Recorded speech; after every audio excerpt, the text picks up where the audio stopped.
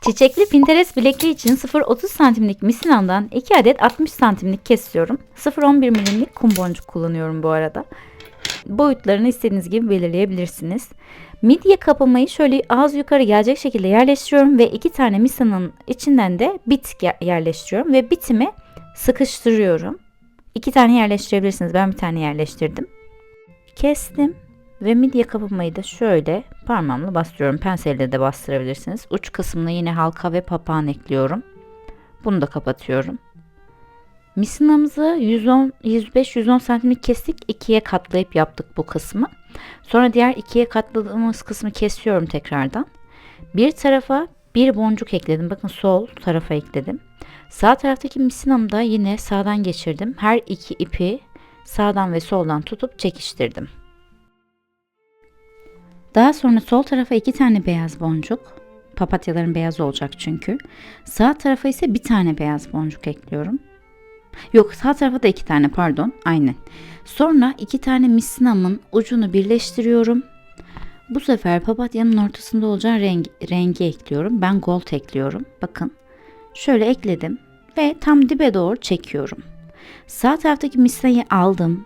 Altta kalan, alttan geçiriyorum. 2 tane beyaz boncuğun içinden geçiriyorum. Bakın, ipim şöyle arkadan gelecek, tamam? Evet. Sol taraftaki misinamla da aynı işlemi yapıyorum ama şu yaptıklarımı tutuyorum sağ elimle. Bozulmasın diye. Yine alt kısımdan geldim. 2 tane beyaz boncuğun içinden geçiyorum. Bakın, ipim misinanın yine arkasından geçti. Her iki ipi çekince zaten orta kısmım tam netleşiyor. Papatyamın üst kısmını oluşturuyorum şimdi. Beyaz bir tane boncuk alıyorum.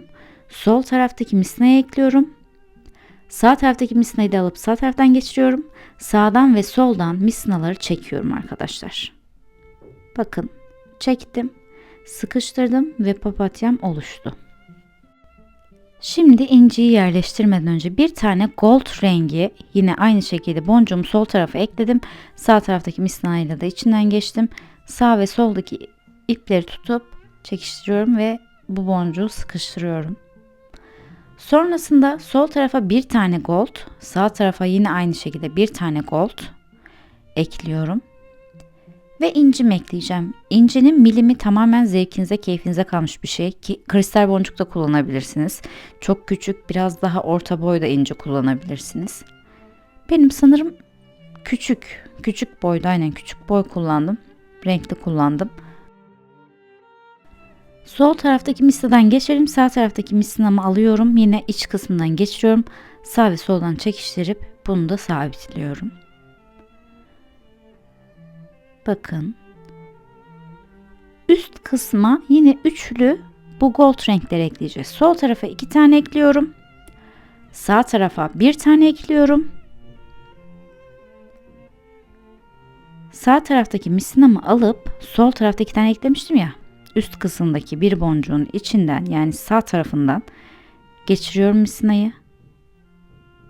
Sağdan ve soldan çekiştiriyorum. Güzelce bunu sıkıştırıyorum ve geldik.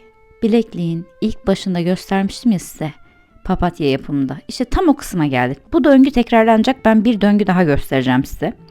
Sol tarafa bir tane beyaz boncuk aldım. Sağ taraftaki misinamı da onun içinden geçiyorum. Sağdan ve soldan misinamı çekip sıkıştırıyorum. Sıkıştırdım. Daha sonra sol tarafa 2 tane beyaz, sağ tarafa 2 tane beyaz kum boncuk ekliyorum. Evet. 2 misinamın ucunu birleştirdim. Bir tane gold ekliyorum. Hatırlıyor musunuz? İlk başta yapmıştık. Sağ ve soldaki misinaları alıp aşağıdan beyazların içinden geçiriyorduk. Tamam, dibe doğru çektim. Bakın. Parmağınızı her zaman tutun, daha güzel duruyor. En azından misina elinizden kaymıyor. Sağ taraftaki misinayı aldım. Bakın, beyazın altından geçiriyorum. Şöyle ipin arkasında kalmasına önem gösterin. Çektim bunu. Tamam. Sıkıştırın. Yine sağ elinize tutun. Sol taraftaki misinayı yine aynı şekilde beyazların içinden geçiriyorum. Çektim. Sonra sağ ve soldaki misinaları şöyle çekiştiriyorum güzelce. Boncuklar eğer kaydıysa dibe doğru ittirebilirsiniz. Bu misina olduğu için dibe doğru ittirmeniz çok daha kolay ve rahat oluyor. Bir tane beyaz boncuğumuz kaldı papatyayı tamamlayabilmek için. Sol tarafa beyaz boncuk aldım. Sağ taraftaki misinamu da içinden geçirdim. Sağ ve soldan çektim. Dibe doğru sıkıştırdım. Bir tane goldu yapıyorum şimdi. Sola aldım. Sağ taraftaki misinadan şöyle içinden geçiriyorum. Bakın. Sağ ve soldan sıkıştırıyorum bu boncuğu.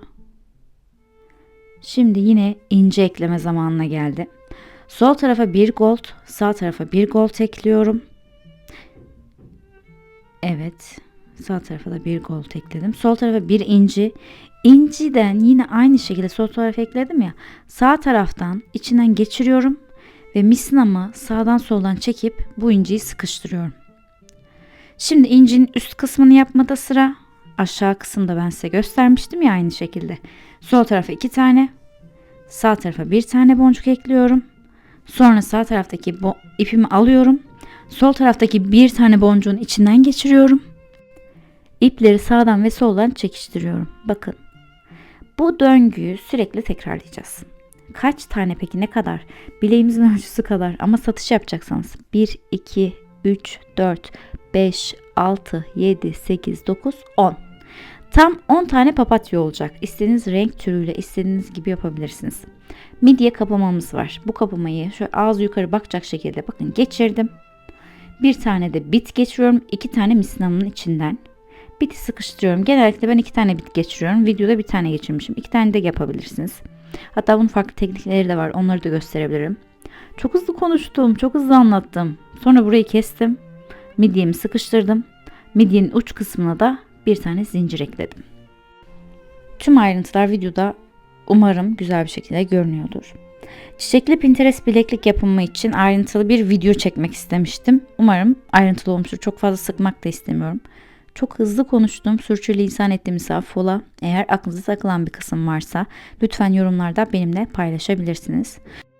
Umarım video hoşunuza gitmiştir. Umarım keyif almışsınızdır. Yorum bırakmayı, beğendiyseniz beğenmeyi, beğenmediyseniz beğenmemeyi unutmayın. Ve abone olursanız da çok memnun olurum. Aklınıza takılan bir kısım olursa dediğim gibi yorumlarda belirtebilirsiniz.